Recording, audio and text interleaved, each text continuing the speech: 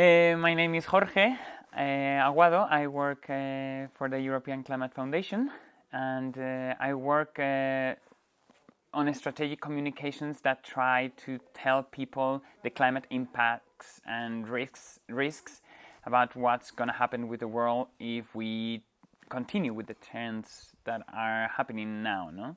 So if we continue with our lifestyle and we don't change it, or also the policies from governments and countries, they don't change into a net zero emissions, then we will see how everything will rise, especially the temperature, and we will suffer all the consequences. Indeed, we are now suffering the consequences. So we try to cover many aspects of the of all the climate world. No, we have the the temperature rise. We have the transport. We have the sometimes biodiversity. So you are trying to tackle many of them, but this sometimes is very, at the first time, confidential information because it's very highly sensitive.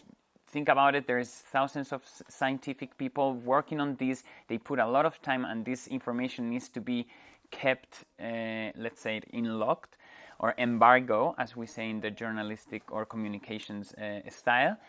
And once it's proved, then we can release it, and then people can get to know what's the impacts that happening. So we provide this help to not only scientists or institutions or individuals, but also to other institutions, and at the end to the world, so they can know what's going on. Well, I will not say it comes from our institution, because this comes from scientific people, the groups, and very much the research groups that are searching for the information and collecting all the data possible to understand how the climate is working.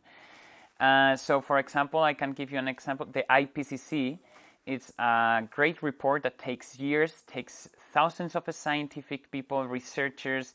They need to corroborate all the data, and they need at some point to put it in a way that governments and the public, so the people outside, they understand what will be the consequences and the impacts that are going to happen within the climate. And this information, for sure, we work providing these strategic communications to make it more simple to understand, you know, because we are talking about very specific data, numbers, graphics, but that needs to be, as we say, eatable. No, you need to digest it in a way that everyone can understand what's going on. So at the end, this comes exactly from universities and the science, basically. And once this is done, then we can provide help in these matters, so we reach these net zero emissions. My work basically is, our work in the foundation is gathering all the information that a scientific people is working on about climate impacts, climate efforts, policies.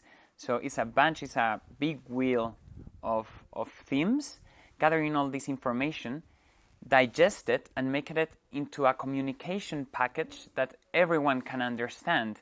Because this does not only goes to individual people like us, no, the people who is the living people, the communities, but it's also going to governments and other institutions, so they can understand better what's going on and what's gonna happen.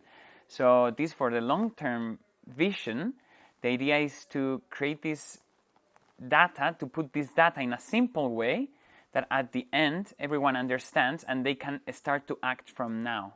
And once you act, then the long-term vision will change, and it will become a more eco-friendly and a better ecosystem. I'm part of Youth Peace Ambassadors Network. I'm one of the board members, but I consider myself more a colleague and a friend, basically, of this big family of the peace-building community.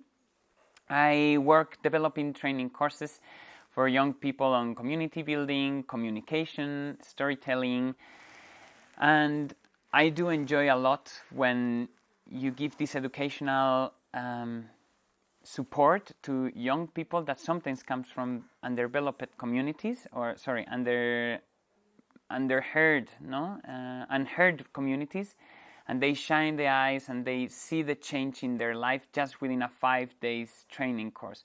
Our idea is to make it long term. So we've been working for years, and also people who's from the past have been working for years to deliver this, and we keep working, and I think it's a marvelous not only job, but I call it my hobby.